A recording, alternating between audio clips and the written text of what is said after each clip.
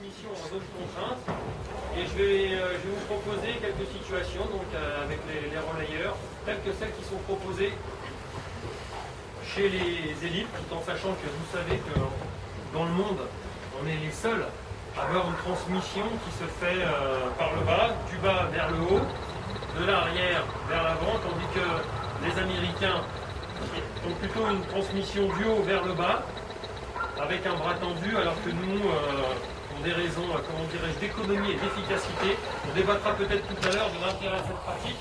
C'est une pratique qui permet de désynchroniser le moins possible la tête. Quand on est dans cette position-là, on est dans une situation de désynchronisation, surtout en phase d'accélération.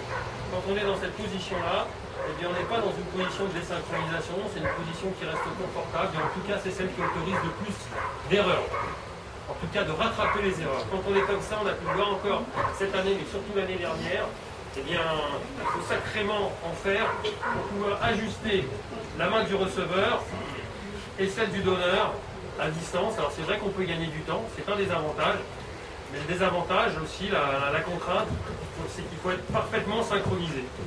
Si on manque le bâton, on se trouve en situation de déséquilibre vers l'avant et c'est très difficile de pouvoir se rattraper. L'autre écueil, c'est celui où le receveur est dans cette position, il tend son bras alors que le donneur est trop près. Et l'année dernière, on a pu voir un garçon comme Marc Légus-Francis mettre la main dans le visage de Marlon Devonish sous son cou, parce qu'il ne l'a pas vu, il ne regardait pas, et bon, il se l'est pris ici. Alors ça a cafouillé, et malheureusement, ils n'ont même pas pu disputer de finale.